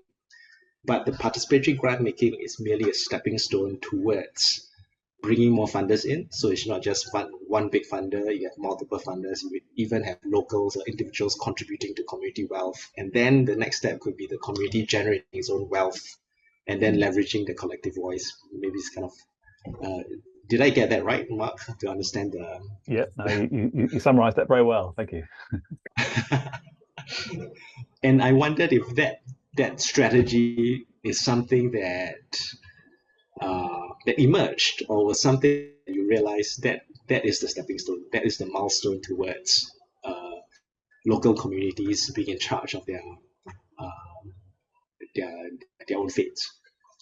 Yeah, it was very much a journey for us. As I said, we learned a lot in the first trial, and this was 3 years ago. We've been on this journey, and yeah, it was a real learning around empowerment, and the more reading I did and the more research around the benefits of relationships, human relationships, and cohesion, and group decision making, and the human side of the issues around loneliness. And there's some amazing studies in the UK called the Throne study, where they did a 3-year study of the effects of community initiatives on hospital admissions, and they saw like a 40% drop with all these community initiatives that were just helping communities come together and help each other. And there's lots of science behind that, how it can have a huge real impact on mental health, on physical health. So and the kind of this realization that it's all about but trying to push back on this machine that's been pushing us in a direction that's not good for us for decades now. And we've just assumed, and reading books like Homo Sapiens, I don't know if you've read that, and Lost Connections, and there's a couple of really good books that kind of bring all that together, that made me realize, oh my God, we're in this world that we weren't designed to be in, and that's why we're anxious and depressed and lonely. And so, and actually we can use technology to start to push back, and localism is at the key. Community building, that's what makes humans happy. We're designed to live in tribes and help each other and know our neighbors, and we don't have that anymore. So I wanted to get all of you to respond to maybe from the ground point of view. Let's say a concept can be done in a really no-tech way. So, for example, I might be interested in a time bank, but it seems too difficult for me. So I've known some FSCs who just have an offers and requests board. It's a physical board, and people write, "Oh, I would like somebody to take care of my kids. I'd like somebody to do some shopping for me," and then people request an offer, and then a social worker actually looks at that and tries to match these offers and requests. So that's really kind of no tech. And then there are low tech versions whereby there's an Excel worksheet, and then people submit it to the social worker. It gets keyed in and it's sorted a little bit. And then there are the higher tech versions whereby they are plug and play time banks. You can pay a subscription fee and you can immediately onboard people who can key in their offers, and the time credits are counted and you can exchange them. And I was wondering, from your point of view, what would your advice be for a nonprofit who's not necessarily that comfortable? When do you decide how much tech is relevant for you? If the low tech version kinds of work maybe it's not so efficient, is it worth moving further down the scale? Yeah, I would say generally as a small charity, yeah, it's just not worth it, but building and supporting custom technology solutions, yeah, I mean, well, I guess using an off-the-shelf, if there are off-the-shelf products that are there and that work and are going to be supported, then yeah, and there is some time banking software. When we looked at it and we spoke to a lot of communities in New Zealand, most of them were using one software package, which was not particularly good. It wasn't particularly usable. It wasn't great to use. So, and it was just an example of a tool that just hadn't really scaled, hadn't really done well, hadn't scaled well. And that was that's when we started to think, well, hang on, okay, we could build something that is like time banking on steroids, and we could make it free for anybody in the world, and or free, or almost free for anybody in the world. Why aren't people doing this? And but even time banking, it has its drawbacks, and so I think time banking is it's not flawed, but there's some real challenges there. So I'm not sure time banking is the answer, but that is one tool, also like a volunteer coordination tool and a savings pool, and there's all these tools that you could build in, and just sort of the community can decide to turn on or off if they want it, and just create this sort of infrastructure. It should be built by the government, really. It's a social infrastructure, and that is just made available to anybody, which is a bit like what the blockchain is. I mean, Ethereum, it's this infrastructure, this global good infrastructure that is just there, and it's being built. Nobody's controlling it. No single person's controlling it. Thanks, Mark. QZ, I mean, out of all the use cases, nonprofits could use things to do co-budgeting. They could pool their funding to make loans. What would you say would be a really easy use case that people can just get started with? Right. I think rather than doing something yourself, what's most important is to pick use cases that help you interact with the rest of the Web3 community. Right. So let's start with that. So one of the most simple use cases, well, getting your charity identified on the blockchain is one. Meaning, setting up your own Ethereum address, creating your Ethereum name service, and then participating in existing funding rounds or existing projects. I think this is the best use case for charities right now, because these things exist, right? As you know, they've been mentioned a few times already. These projects are already working and functioning, and they're actually looking for users. So to get started, I think for us, we're very used to building entire systems, because you have this sense of control, right? Like, oh, I'm going to build this system, therefore I can decide what goes, what tweaks. And every time I present to charities, there's always this one small thing that they're not so comfortable with. Like, oh, what if for it's I think you mentioned earlier it was price, right? Maybe the price changes, what happens next? Or what about which blockchain do I choose? Maybe this one is a little more green, or these little things that end up holding you back, right? So for you, I think for most charities, you have a pain point, right? I can almost willing to bet that there is some sort of experiment that exists out there already that is trying to address it. So linking yourself up with them, trying their tool, right, in a good faith kind of manner. Right? Just come in, test it out. You're helping them refine their product, and you're helping yourself learn about what Web3 can do. And all of us go through this. Like when I first started out, right, like once you get yourself an Ethereum account, like an address, and you start using all these different tools, you get better at it, and it gets easier and easier. And That's kind of interesting. I mean, there's the artists have an artist in residence, right? They put themselves up and do something, and sometimes the researchers have embedded research. They go into your organization, do research for a year. Are you saying that yes, there's a Web3 person that can come and sit in, let's say, Jerome doesn't need it, or maybe somebody else, sit there for 6 months or so, and then apply these things to see what works? that's literally how I started, right? Like I was curious about DAOs, so I just joined the DAO Discord and ended up participating in different things. Like if you want to participate in Nouns, for example, you don't need to spend $50,000 to get a noun. You can just interact with different noun Twitter accounts. So that's free. That's one. Or you can, I mean, there is a project called Little Nouns. Literally, it's like 1/10 the price, for like $100. You can start participating in the DAO. But even if you don't have that, you can just talk to people who are already in the DAO and participate in Nouns activities, for example. There's so many different ways of like being a part of these different organizations. A lot of them don't require any cost. They just require a bit of adventure. Yeah.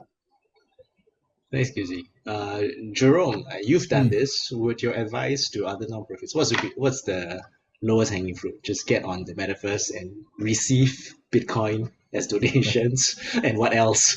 What else can they easily do? And what else should they kind of spend 6 months to a year figuring out? Perhaps I need to start with, for most charities, since we don't have a lot of hands on the ground, right? And therefore, most pairs of hands on the ground are actually performing the service. So that's why when I listen to QZ, and he and I have spoken before, may not be about this, but it's largely to do with, is there anyone in your team or you that would go and do something like that? So, I mean, it'll be an interesting poll with this group of people that we have in the room right now. How many of them know how to register for Ethereum account? If they don't know, then they must figure out where to go, right? Or which Twitter account to get onto to figure out what to do. So I think there is still a gap between the charity sector of today and what registering an Ethereum account can do, because that itself is one, education, two, a little bit of courage to get out of your space, because there's so many excuses you can give to yourself to say, I will do that tomorrow. It's on my to-do list. For us, it's just because I'm personally interested in the space, and I started telling everybody that, oh my God, this thing is a scam. Don't go there, don't go there. And that's because my first interaction is with Bitcoin, right? I'm sure that person that I told is a scam, and she did really sell her Bitcoin at that time, which is 7 years ago. She's gonna kill me today, because now that Bitcoin is worth so much more. But the point is that for me, because I had an interest, so therefore I was able to convince my board that we're not doing something illegal, and we should try this out. And right now, I spoke about being able to access our virtual reality right through our metaverse storefront.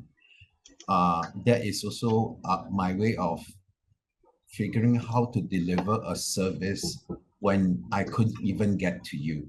So today, just to give you an idea, I take my Oculus set, I go to the nursing home, I sit next to less ambulant senior. For those who understand, they will either be a low functioning Cat 3 or a Cat 4, a bed-bound patient, and I put on the Oculus set for them. But the question is, I can't do that one person. But if I can do localism, and I can activate 100 people who has 100 Oculus sets of their own, and they go to 100 nursing homes. I think we only have 87 today, but let's say if they have 100 nursing homes, they all can go there. They can just go to my metaverse and actually let that senior who's now bed bound in front of them experience this. So I'm after the service itself right now. I mean, I have been talking to folks about seniors don't do very well with tag. So same for charities, but for seniors, I'm trying to make the tag somewhat invisible to them so that they just enjoy the experience, but they don't have to learn the tag. They don't have to know how to register an account. So I think for charity it's the same. There's so many people in the charity sector running charities or being part of a charity who they do not have this ability to bridge the technology or the understanding of technology, or it's a long road or a steep slope. So somewhere along the way, we need to help them to get there. And perhaps if I do more things and I talk more about it, someone will come to me and ask me how to set up a store and eventually be able to talk about performing a service through their storefront like I'm trying to do right now. Thanks, Jerome. Corinne has a question. We can open up the floor to questions from anyone. So you can raise your hands and you just kind of ask the question, or if not, I will look through the meeting chat for questions you had. Corinne says, and I think this is referring to Mark's very, very interesting concept. What are things to note if we want to implement this successfully in the local community? And I think she means, how do you have a funder give a pot of grant for a local community to decide? You've done it. What are some of the success factors for that? Yeah, so we're running. We've run a few trials. We're planning a whole bunch more across New Zealand and in London now. You need a few. You need three bits. You need us supporting the software, and so we're doing that. You need a funder who is open to try something different and new. But we kind of say to the funder, this is a very low risk thing. You could put like $100. You could put $1,000 in to start, and then watch the community make a decision, and then put more in. And then you need a community who have a clear purpose. They're there to achieve something, and we typically identify the steward roles. These are people from the community and we typically say that it's a paid role, and we want like a handful, 2 or 3 or 4 stewards who are there to sort of spend a bit more time, because they're the people who control the size of the community. They take the ideas and morph them through to proposals. They get costing, so they're sort of working for the community. They're kind of elected officials working for the community. So you need that. Those people need to be pretty committed. But after that, it can just organically go. So if you get those things in place, then we're seeing it just grow organically as more people come on board. As the funder sees the results, they start to be more confident putting more money in. So it's nice that it can grow organically. But our focus is on place-based communities where people have real life relationships, not sort of virtual communities at this point. I think it probably, so we want this to support the real stuff. We want people to get round and hear the presentation from somebody who's got an idea in a town hall or a cafe, and we want to get that feedback. Then they can vote on this system that makes it a bit fairer and more transparent, and serves the needs of the funder for transparency, especially when you've got government money.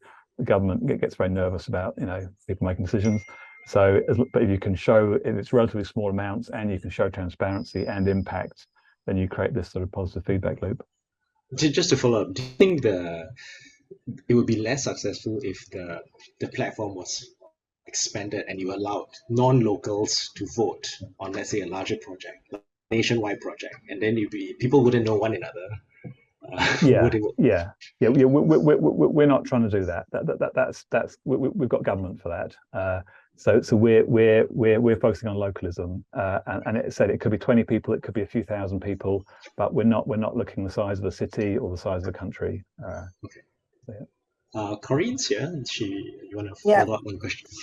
Yes. Hi, Mark. Can you hear me? Yes, I can. Yep. Sorry, it's a bit noisy in the background.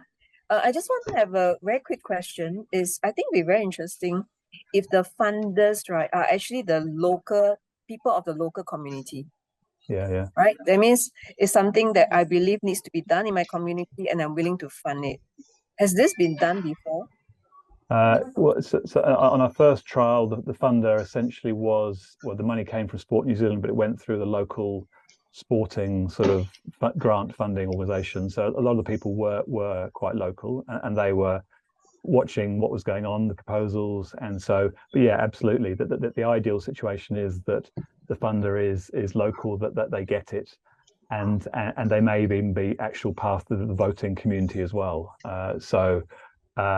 Yeah, and as a funder could be a government agency, it could be a charity, it could be anything. It could be just a rich person, or 10 people with a bit of money.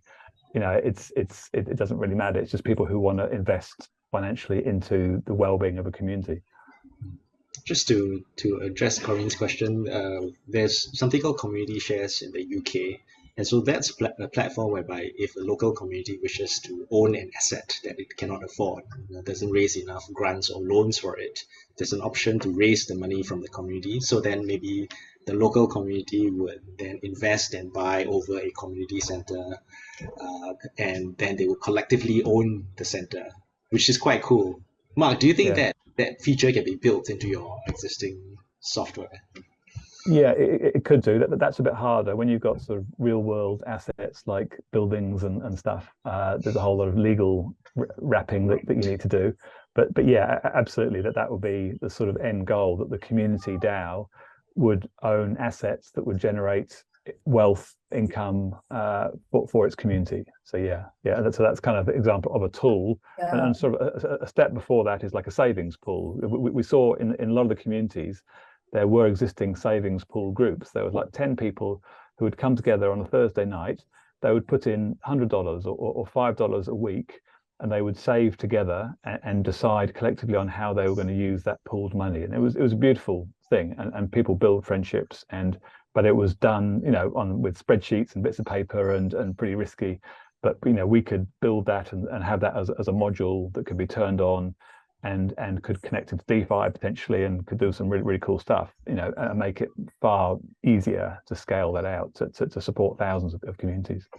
Yeah, if I can just add on, because I'm pretty intrigued by this concept, because in the private sector, right, or even large government projects, it's very common to have this PPP concept, which is private public sector partnership, right? When it comes funding large infrastructure project. So I'm just wondering, like in this case, right, with your platform, there could be another P that comes in, right? Which is the people from the community. So let's say a project, if the government say, okay, I can only fund say 30%, right? The rest, I need some skin in the game, right? Say the rest of the percentage shared by private sector, and the rest by the people who live in the community who actually benefit from this. So the question is whether your platform, you know, can be configurable, you know, to cater to such requests. Yeah, I mean that'll basically work now, because I mean, as I say, yes, the ideal situation is some money from central government, but you know, local businesses. I mean, they're in the community. They're seen to be supporting the local community. It's good PR for them. So yeah, we think it's a pretty easy ask for them to contribute some money in, and they can, you know, we can say on the app, hey, supported by Joe Blogg's construction company or whatever, or Butcher or whatever. So so it's easily evolved to get to that point. Yeah, we can certainly support private as well. Just curious, how do you verify people who use the platform? And are the community stewards also elected officials, or are they voted in by the locals? Yeah, good question. So at the moment, for our initial trials, we've given the stewards the ability to admit people and possibly eject them, so that they have but they've all got to agree via a multi-sig system in the app to eject somebody, and they've got to do it transparently. So at the moment, it is a little bit centralized in that those people get to decide, but we're just building a module where people could, you know, any community member could refer somebody else, and they could be voted in. So yeah, we're still working on sort of, these are kind of the liquid democracy things the modules that we're working on. But yeah, at the moment it's controlled by the stewards, and it is really important to have that boundary. You can't have people just sort of who aren't in the community getting in and voting, because that will just mess it all up. Maybe just to ask all of you, if we were to set up something like a social stock exchange, whereby people can list either programs or solutions looking for funding. And then it can attract either grant funding or institutional investors or even private investors. I can see that we can just build a Web2 version of this. Maybe NVPC already has a kind of giving portal, and they can build, not just have individuals donate to nonprofits, but individuals donate directly to programs or to solutions they want to see. How should I go about thinking about this? Should I consider Web3? Should I just, build on an existing platform? I think there's lots of Web2 options out there for what you've described. The reason, and in my consulting work in Web3, we'd be inundated with people saying how I want to build this blockchain thing. And typically we'd say, well, are you sure? Why don't you just use Web2 technology? Do you actually need Web3? Because Web3 is only useful when you're trying to traverse trust boundaries, when it's not obvious who should be building this thing. Like a global currency is the typical use case. If we had a global currency, who's best to control it? Is it America? Is it China? Is it Facebook? But probably none of the above. So we need a decentralized system. We need a Web3 system for that. So likewise, other a portal for coming up with good ideas for charitable spending. There are lots of trusted people who do that currently. In the Web3 space, there's a project called Giveth, who are doing that in the Web3 space. Everything's on chain and transparent, and they're sort of building in tokenomic incentives and token bonding curves and all sorts of cool stuff. So I think with that sort of use case, there's lots of people already doing that. So it's best sort of researching and finding the best one. Right. QZ, any inputs or reflections? I know Given. I'm friends with Griff actually. It's pretty nice. Oh, cool, yeah, I know Griff. Quite a few members of the team. I think when you put the word social project, like the framing gets a bit complicated. Probably more like community source projects or something like that, so that it kind of emphasizes what it's trying to do, which I think if we let communities like have a stake in like enterprises or charities that they care about, that's really the core idea here.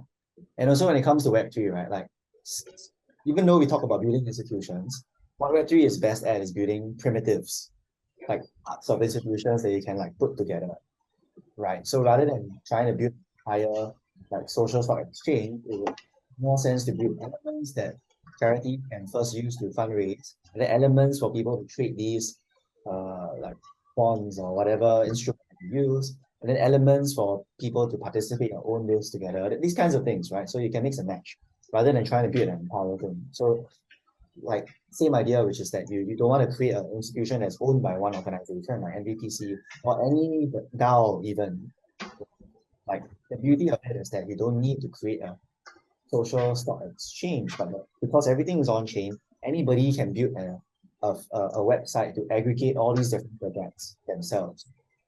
So here's something that I haven't shared, but like for Uniswap, right, for Aave, for all these different tools, actually the website is really just a verified interface into the smart contract. We can actually just use it without like the browser if you are right. So similarly, when thinking of formulating some of these like use cases, right, break it down into very small primitives, and then from there, build these pieces first, and then have them come together next time. Yeah. Thanks, Kizi. Kenneth from Solve N Plus One is asked, are there use cases of DAOs in Singapore itself? Do you know anyone who has set up a DAO for, let's say, community building purposes or in the non-profit sector? In Singapore, I haven't seen any like DAOs, but there are a lot of DAO people in Singapore. It's a bit different. I think firstly, like another sort of mental barrier is you have to break out of countries, right? Like no DAO is country-based. Like Meta Cartel is not like in Lisbon or like in Denver, right? It's different people coming together. So I think that's the first piece. But there are a lot of like really good DAO contributors in Singapore. like there's a group of us in Bankless DAO, and these are folks that are working in their own DAOs. In Nouns DAO, there's a account called Nouns in SG, and it's run by my friend Carl, and they have been doing like beat cleanups as part of like the Nouns DAO. So I think that's one way to sort of like rethink about it. In terms of like what use cases have been applied in Web3, actually all of us have been using it, you just don't know. Like GovTech, the Singapore Government Technology Agency, used Ethereum to create a certificate attestation framework called OpenCerts. So all of your certificates since your PSLE is actually on the blockchain already. You just don't know it because Singapore style is we build it, it works well under the hood, and then we don't talk about it until performance review maybe. You're just kidding, right? So like we have been using Web3 quite a lot already. I think Temasek also like bought and sold some green bonds on the blockchain. I know JP Morgan in Singapore also did like some lending also. I know MAS has been looking at using something like Uniswap to do like intercurrency transactions. So all of that is like being used to forward Web3. I think, well, in terms of like Singapore projects, I think even like there's this social enterprise that did NFTs to preserve a mural that they built. I forgot what it's called. I think it's like art exposure in Singapore or something like that. So they have done that also. And there's actually a lot of like NFT holders in Singapore. And because you already have an NFT, right, it doesn't take a lot to layer a DAO on top of it also. And some of them have also done that. Yeah. What would all of you say to the worker-owned cooperative as the no tech version of what a DAO is supposed to be, in the sense that workers are co-owners, they come together to make decisions together collectively? Would that be a pre-Web3 version of a DAO? Yeah, I mean, anything that requires coordination that was previously centralized around like a couple individuals, you could decentralize it, it would make sense. Meaning, right, like once power is too concentrated, right, then it makes sense because what happens is that voices are no longer heard. Because we're human, right? You can only take in that much input and you can only give out that much output. So if you have to make decisions on behalf of millions of people, at some point it makes more sense to break them down into smaller collectives to have them decide by themselves, right? There are effective centralized systems. I mean, you look at Toyota and Kaizen, like that's one way of doing it. But throughout history, what you see is like worker guilds or expert guilds that hone a particular skill and they certify each other because that's how you pass down skills, right? That makes a lot of sense. Just that right now, because of the mass production and I don't say capitalism, but like more like concentration of capital, it leads to extreme centralization, and therefore, right, this is the current paradigm. But prior to the 1800s, probably it's not that centralized one. Like even the king will have to rely on different nobles managing like the farmers who manage the land. The king doesn't see everything that you do, which is kind of what's happening now. Yeah. Mark, I know that there are lots of worker-owned cooperatives or labor-led firms in New Zealand and the UK. There are zero worker-owned cooperatives in Singapore. And I've heard an argument that actually the Web3 technology makes a worker-owned cooperative more feasible than it was. Do you think that's true? Yes and no. I mean, a DAO can, in theory, completely live outside the legal regulatory banking system. You can create a DAO and have no, which is scary and exciting at the same time. You don't need a bank account. You don't need to conform to local laws. You can just live on the blockchain. And most DAOs are actually linking up with a legal framework. And Wyoming and Delaware, and there's a few states in the state, and I think there's a few countries that have DAO-friendly legislation, so they're wrapping a legal framework around that.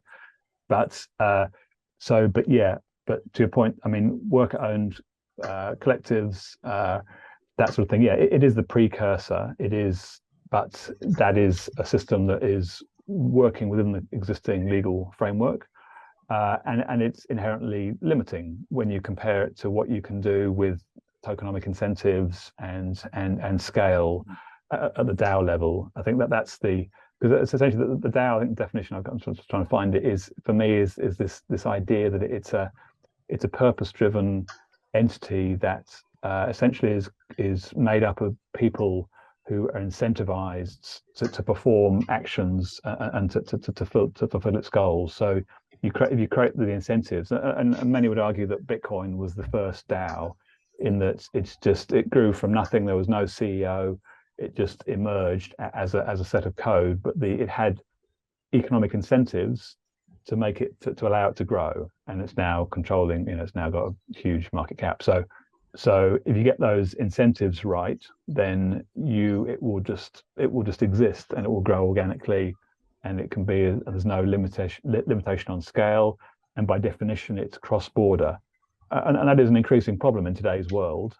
Designing an entity that conforms to one country's laws but doesn't, we're living in a global village now, and it's starting to get really silly, and costly and prohibitive to try and conform to 200 countries' laws. And when we're trying to build something that is global, and we do need to build global entities to solve global problems. That's my sort of underlying driver, because the environmental breakdown is a global problem that we're not going to solve as an individual country. We have to create entities big enough to solve those sorts of scale problems, I think. Thank you so much, Mark. We've run out of time, but maybe just to do the annoying thing and ask each of the panelists for a take-home message, starting with Jerome and QZ, and then back to Mark. What would be the take-home message you want our audience to have?